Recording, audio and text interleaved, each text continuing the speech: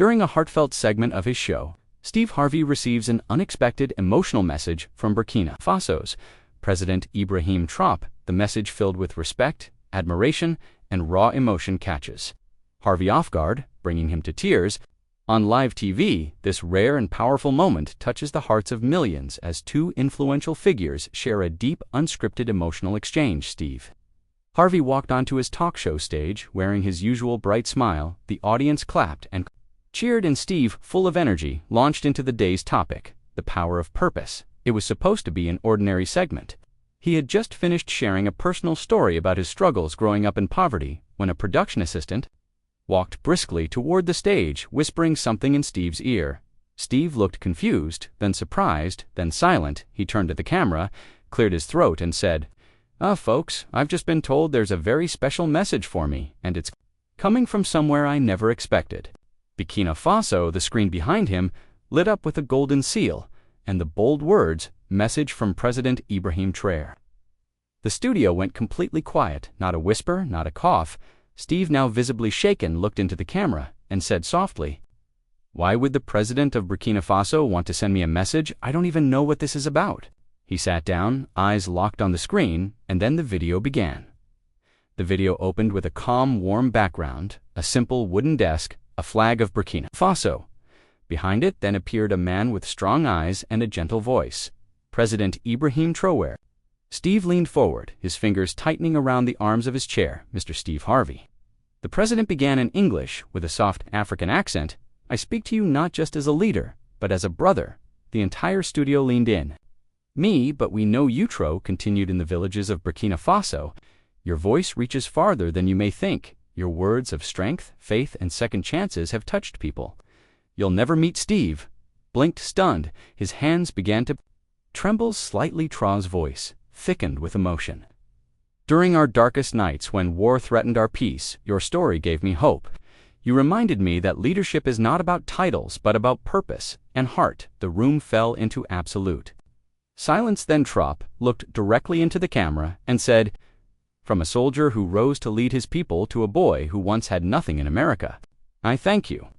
Steve's lips parted, but no words came out, only the beginning of tears for the first time in a long time.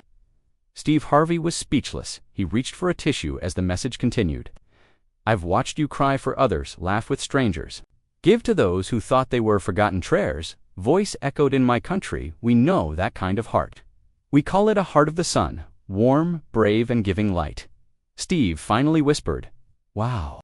The president paused, then continued, "This message is not political, it is personal. I see in you the story of a man who never gave up, and it reminds me to never give up on my people." The message ended with Traoré saying something in more the native language of Burkina Faso. Steve turned to his team, his voice cracking. "What did he say at the end?" A translator nearby stood and replied gently. He said, "Even the strongest man needs to be reminded that his voice still matters." Steve covered his face. The crowd was crying. Even the cameraman's hands were shaking. This wasn't just a TV moment. It was a moment of souls meeting across oceans, across struggle, across brotherhood, and it had only just begun. Steve sat quietly, his hands folded, his eyes glistening. The audience waited, but he couldn't speak. Something heavy had touched his spirit, a weight of truth, of connection, of being seen. After a pause, Steve looked up and said, "You know, you never think that your words go that far. You just try to be real, try to survive, try to help." The crowd clapped gently, but Steve raised his hand to stop them. "This ain't about applause," he said. "This is about purpose." Backstage, the producers debated cutting to a commercial. Steve refused. "I want the world to hear every second of this." "Don't stop the feed then." As the cameras zoomed in on Steve, a second surprise came: a live connection. The screen flickered. Suddenly, President Ibrahim Traore appeared on video. Not pre-recorded this time. Steve gasped. "Mr. Harvey," Traore said, smiling gently, "for once, let me speak to you, Manto. Man, not from one country to another, from one dreamer to another." The studio fell silent again. A storm of emotion was rising, and no one was ready for what the president would say next. Tro leaned in toward the camera, his tone soft and sincere. "You see me now as a president," he said, "but I was once a boy with no shoes. I walked barefoot to school, I carried books tied with string, and many nights I went to sleep hungry." Steve lowered his head. His shoulders moved as he held back tears. The president continued, When I was a teenager, I saw war with my own eyes. I saw people give up, but I also saw people rise." He paused, then added something unexpected one day in a crowded internet cafe. "I saw your video, Don't Give Up. I didn't even understand all your words, but I understood your tears, your passion, your pain, and your hope." Steve looked up, stunned. "You helped a young boy in Burkina Faso believe he could be more than his pain, and that boy became me."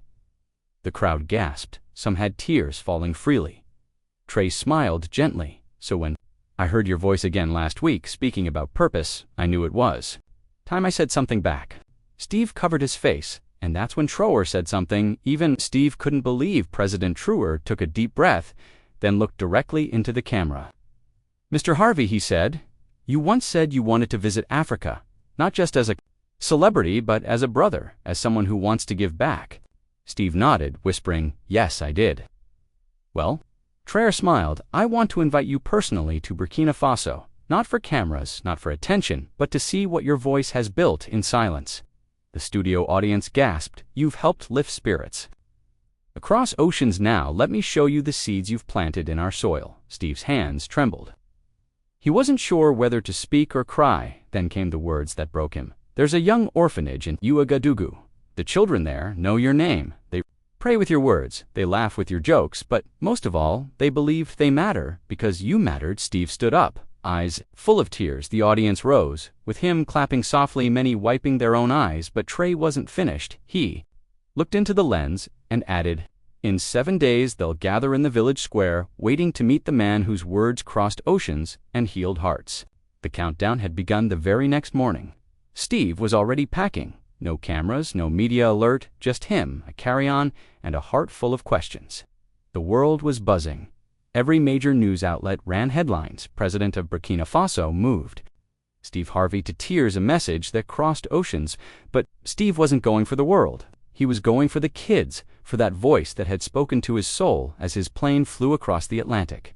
He stared out the window, his mind wandered back to his childhood, growing up poor in Cleveland, the nights they went hungry, the times his dreams seemed too big, and now he was flying to Africa. He didn't know what to expect. Would the kids even recognize him? Would he be strong enough to face them? Meanwhile, in Burkina Faso, the kids screamed in joy, but one little girl in the back had tears in her eyes. She held a small notebook inside. She had written a letter to Steve Harvey. Her name was Acha. She was only 10, small, soft-spoken, and wise beyond her years. In her hand, the notebook shook slightly as she whispered to her caretaker, "Will he read it? Will he care?" The caretaker smiled, kneeling beside her. He's already cared more than most. Acha's letter wasn't long, but it held a world of pain. "Dear Mr. Steve, my name is Acha. My papa died 2 years ago. My mama is sick sometimes. I cry at night, but one day someone played your video. You said you were born to do something great. I believed you. Thank you for speaking to us, even if you didn't know we were listening. I hope you smile when you see us, your little sister, Acha." As the sun set over Ouagadougou, children practiced songs. Others made drawings with his name. Hope filled the air.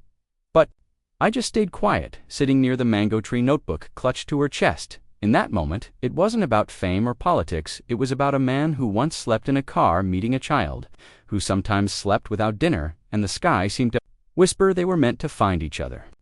The plane touched down on a dusty runway just after noon. Steve Harvey stepped out, shielding his eyes from the bright sun. No paparazzi, no grand parade, just a few guards to translators and a young aide holding a single sign, "Welcome, Brother Steve." His heart beat faster inside a nearby van. He was driven through the streets, simple homes, small markets, children waving as he passed. When they reached the orphanage gates, he wasn't ready for what he saw. Over 100 children had gathered, holding handmade signs that read, "You matter. Thank you, Mr. Steve. We love you." Tears filled his eyes. President Traoré stepped forward, not in a suit, but in a simple white shirt and traditional cloth. He hugged Steve tightly. "Welcome home," he said. Steve couldn't speak. Then one small voice called from the crowd, "Steve, Steve." It was Acha. She walked up slowly, her notebook in her trembling hands. She reached out. "This is for you," she whispered. He knelt, opened the letter, read silently, and then he wept openly, uncontrollably, and every single person there knew this wasn't just a visit, it was a divine appointment. Backstage, during a short commercial break, Steve sat motionless. The message from President Ibrahim Traore had just finished airing. A producer approached with a paper in hand, an English translation of the full message. "Steve, you'll want to read this part. It's not just about you," she whispered gently, handing it over. Steve's eyes scanned the words. "Slowly, when I was a young boy hiding under the wooden table of my grandmother's market stall, I'd hear her laugh as she listened to your voice through a crackling radio. She didn't speak English, but your spirit made her smile in the middle of hard days. That voice helped raise me." Steve covered his mouth. His voice cracked. Oh my God, the camera was back on. But Steve couldn't fake a smile. He looked into the lens and whispered, "This world, it's smaller than we think, and our words, they travel further than we ever imagine." He wiped a tear as the audience sat in stunned silence. Little did Steve know, this was just the beginning of something far greater. The segment ended. Steve stepped off stage, still holding the letter. He was supposed to move on with the next guest. But something inside him refused to. He walked into his dressing room, phone in hand. He called his producer. "Get me a line to Ouagadougou. I want to speak to President Traoré today." The producer stuttered, surprised. Yes sir, I'll work on it now." 2 hours later, a secure Zoom link opened, and there he was, President Ibrahim Traoré. Calm, humble, his eyes carried the weight of a nation and the warmth of a brother. Steve looked at him, voice trembling. "Mr. President, I'm just a comedian from Cleveland. I never imagined my voice would reach someone like you." Traoré smiled gently. "And I'm just a soldier who loves his people. But even soldiers need hope. You gave me that. Now I want to give something back." Steve leaned in. "What do you mean?" Traoré said softly. "Come to Burkina Faso, just for one day. There's someone. I want you to meet Steve Rose." He had no idea this one sentence would change his life forever. Steve barely slept. That night, the president's invitation played on repeat in his mind, but there was one sentence from the letter that haunted him most. That voice helped raise me. He thought about his own mother, the one who made him believe he could become something. Steve remembered something else 2 years ago. During a rough moment in his career, he had prayed, "God, if I ever get famous, let my words mean something to someone who really needs them." And now, that night, Steve went back on air for a brief live stream. Not with jokes or monologues, but with the truth he couldn't hold in. He held up the translated letter and looked into the camera. "Y'all, I've been blessed with fame, money, success. But this message from a leader I never met. This letter from a boy raised by a grandmother who couldn't understand me but felt me. That's God." He paused. "I gave a promise once, and I'm keeping it." Steve made a decision right there. He was going to Burkina Faso, not for TV, not for ratings, but for something far more important. Steve boarded the private flight to Ouagadougou with a heavy heart and an open mind. It was his first time visiting Burkina Faso. He didn't bring cameras, no press, just his assistant, a translator, and a single journal he hadn't written in 4 years. As the plane took off, Steve sat by the window, holding the translated letter in his hands again. He had underlined one line in red ink. "I wish my mother could have seen the man you helped me become." It echoed in his mind like a song. He leaned back and whispered to himself, "What did I do to deserve this honor?" Mid-flight, his assistant handed him a small envelope with a wax seal. It was from President Traoré. Inside was a handwritten note. "When you land, don't think like a celebrity, think like a son coming home." Steve pressed the letter to his chest. He didn't know what awaited him on the other side. But deep down he felt this trip wasn't just about one man's gratitude. It was about healing something buried in both of them, something the cameras had never seen. Steve arrived in Burkina Faso just as the sun began to rise. The airport was quiet, no crowds, no reporters, just a convoy of 2 black SUVs and one tall soldier standing near the door. President Ibrahim Traoré himself. Steve stepped down the stairs, slowly, unsure of what to say, but Traoré walked up and did something unexpected. He embraced him like a brother. No words, just a long, silent hug. Steve's eyes watered. "You came," Traoré said simply. "I had to," Steve replied. They drove in silence through the dusty streets. Children waved from the roadside. Some held hand-drawn signs with Steve's name. But their first stop wasn't the palace. It was a small, weathered market, rows of wooden tables covered with fruits, spices, and clothes. Traoré led Steve to the very back. "This," he said, pointing to a collapsed stall, "was my grandmother's right. Here is where I listened to you on the radio." While helping her count coins, Steve looked down at the dirt. Speechless, the president knelt, picked up a small rock, and placed it in Steve's palm. This is where hope began. Steve couldn't hold it anymore. He cried silently, and so did Traoré. Traoré guided Steve to a humble village an hour outside the capital. As the car rolled to a stop, a group of women waited under a tree, one of them, elderly and slow, moving, stepped forward. Her hands trembled slightly. "This is a Traoré," said. "She's the only one still alive who used to sit with my grandmother during market days. She remembers you." Steve looked confused. "But how?" Traoré smiled. "They didn't understand your English, but they felt your joy," Awa used to say. "That man has a heart that speaks louder than his tongue." Awa stepped closer. The translator gently repeated her words. "You made the hard days feel lighter, my sister." His grandmother used to say, "Your voice gave her courage to keep selling when she wanted to give up." Steve knelt, tears falling again. Awa placed her hand on his cheek and whispered something soft in Moray. The translator choked. As she translated, she said, "My sister would have fed you. If she had met you, she would have called you her son."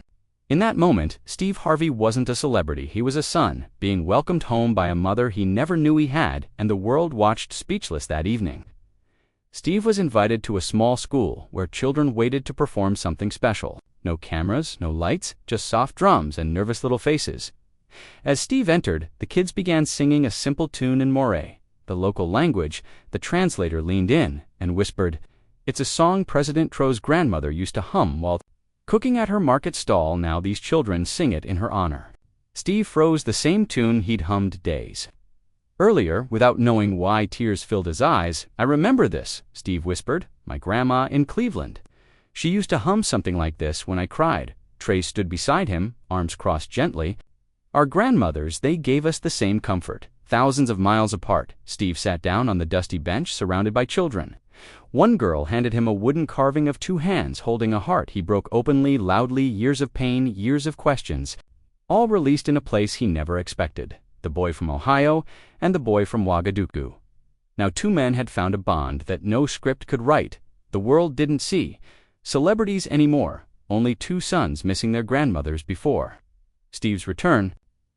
Flight President Traoré asked to meet one last time, this time at a small plot of land just outside the capital. It was quiet. A tree stood in the center, surrounded by sunflowers. Traoré handed Steve a rolled-up certificate tied with a red ribbon. "This land," he said, "now belongs to you. It's a place of peace, a gift from Burkina Faso. So whenever you feel tired or lost, you have a home here." Steve shook his head, slowly, overwhelmed. "I didn't come for a gift. I came because your letter made me feel human." Again, Traoré nodded. "And you made my people feel seen. That is worth more than gold." They stood silently under the tree, the wind brushing their faces. Then Traoré did something no one expected. He knelt and placed his hand over Steve's chest. "I don't kneel for many," he said, "but I kneel for hearts that change lives." Steve fell to his knees too, and together two powerful men cried like little boys who missed their grandmothers and found each other in the pain.